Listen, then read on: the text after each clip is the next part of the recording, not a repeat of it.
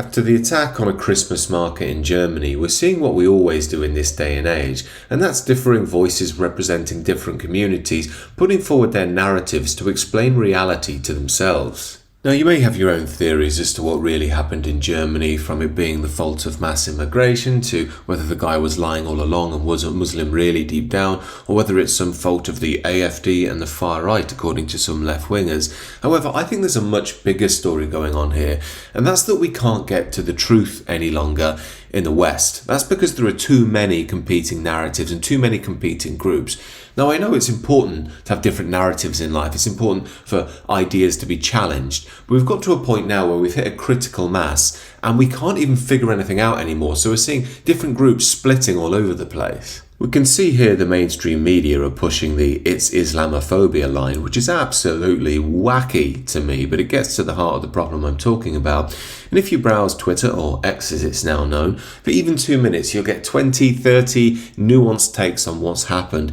Case in point, here's political commentator Paul Embury. He believes that after all of this, the main thing most people are going to remember is that there was a Saudi who was granted asylum into Europe and then started running people over in a method favoured by Islamists. I think that's a fair enough reading of the situation. Here we have Nick Dixon. He's making a solid point about mass immigration, saying politicians have destroyed our country and called anybody who objects a racist. Again, I think that's quite reasonable, but let's have a look what's going on the other side. Here we have Dilly Hussein. He's a popular Muslim voice. He states that the attacker, or alleged attacker, was a supporter of the AfD, and the right-wing pundits who blamed Islam and Muslims straight away are evil. They're just full of entrenched racism. Now, again, that's very strange because it's not beyond the pale to assume this could have been an Islamic attack. These are the methods they tend to use. It would be pretty strange if someone, blamed Buddhists, but it's not out of the question to think this could have been Islamic. And here's everyone's favourite London-lovey socialist Owen Jones. He believes the suspected terrorist who attacked the German Christmas market is far-right, anti-Muslim and pro-Israel fanatic. Not quite sure how someone is far-right and pro-Israel, but this incoherence is what I'm talking about. It doesn't make much sense to me, but it does to Owen Jones, just as Dilly's statement makes sense to him. And this is what I'm really getting at in this video. The narratives that are being drawn are increasingly incoherent. We can't agree on root-level truths anymore, and that leads us to an obvious conclusion. Multiculturalism can never work. That's because cultures are representative of worldviews. They're deeply embedded in a people, in a history, in a way of reading reality. That means that if you try and force different cultures together, they are always going to oppose each other eventually. Now, this isn't exactly rocket science, but it's quite controversial to say in this day and age. I would assume it's because some people think it's hateful or racist to think that multiculturalism couldn't work.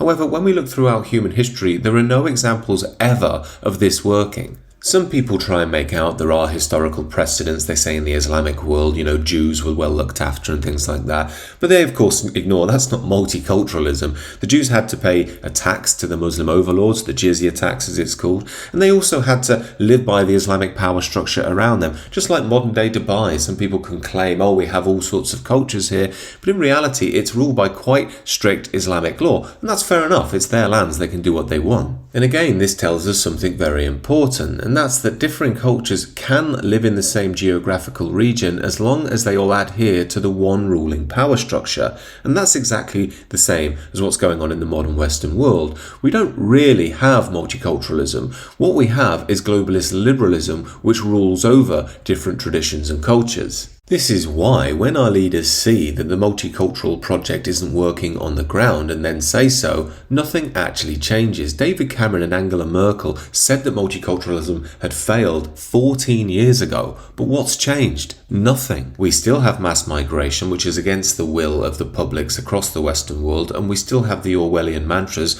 of diversity is our strength. This is because globalist liberalism is still in charge. In essence, our globalist overlords, or money power if you like, promote multiculturalism because it serves to further their own financial aims, i.e. they want to keep business booming, they want to keep the rich rich, and they need a constant workforce flooding into the Western world, and they don't want the Western world to be able to stand up to it. Ergo, multicultural policy always comes down from the top. This is why it's so ironic that the mainstream will push ideas of celebrating different cultures and diversity when multicultural ideology actually destroys cultures, it guts them from the inside out. After all, what is a culture? Well, it's a way of life, it's embodied values, it's a living organism of a given people at a given time that mediates the spiritual, social, and personal dimensions of life. Naturally, this means that cultures inform civilizations and the people therein as to who they are and what life is about. Let's take Hindu culture, for instance, as an example. In said culture, the core recognition in the spiritual tradition is realizing the illusion of the individual self as you sink into a deeper enlightenment, if you will. Now, that's very sexy in the modern West. You get lots of spiritual teachers talking about it and selling it to Western audiences. Now, as is typical in the modern Western world, such spiritual movements tend to devolve into being about orgies somewhere down the line. On top of that, the Enlightenment tends to be a lot more self-centered. It's not so much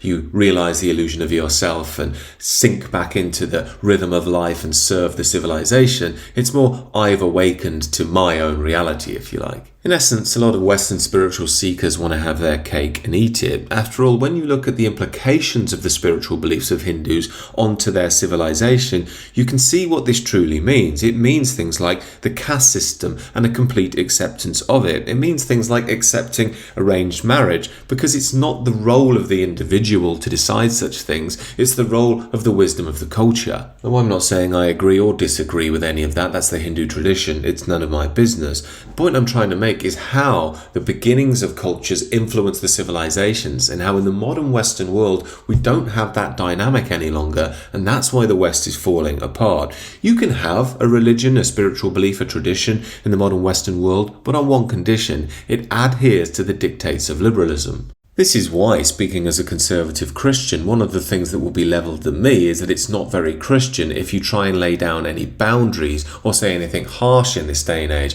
What people mean when they level that criticism at you is that's not very liberal, because they've confused Christianity with liberalism. This is because liberalism only accepts the forms of Christianity that serve it. Gone is Jesus Christ as a strong figure, whip in hand, chasing the moneylenders out of the temple. In is the Jesus who loves everybody universally. Ergo, that means love is love. That means gay marriage is great. Now, of course, Christ did love everybody, but this is a complete bastardization of his teaching. But we must remember, these churches with gay flags hanging above them are churches for liberalism. They are nothing to do with Christ and Christian teaching. The universal love of God is another interesting topic with this. You see Christians and Muslims and Sikhs and Hindus all making a claim to believe that they've always believed in the universality of human beings. And in a way they do that to fit into the anti-racist paradigm of modernity. After all, you can recognise the universal love of God in all people and things, but also recognise that we have different expressions of that. Why else would we have different religions? It clearly shows that as we manifest as differing peoples on earth, we express our spiritual understanding differently in differing civilizations and cultures. That's completely normal and natural. Ironically, that is a respect for true diversity and culture, but in reality, globalist liberalism doesn't care about true diversity and culture. It makes out it does for a sexy smokescreen to win over useful idiots, but in reality, it wants a homogenized liberal man. So in conclusion, multiculturalism can't work because having a culture implies a worldview and a way of life that cannot be aligned with another one. They are bound to come into conflict eventually. Second point, the powers that be know that multiculturalism can't work, but they don't care because they're using it as a smokescreen for money power. This is why our elites don't particularly care if Christianity or Islam is dominant in the West, as long as both sit beneath globalist liberalism.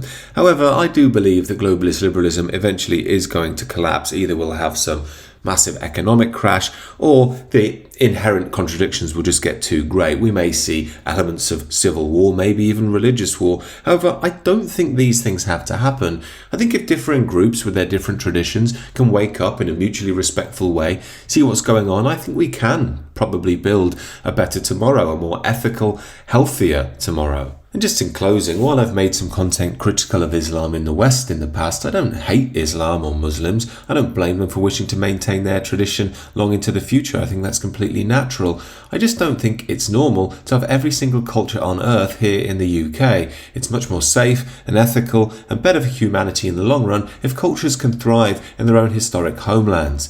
These are just my thoughts, however. Do let me know what you think down below. Do consider subscribing to the channel if you're new.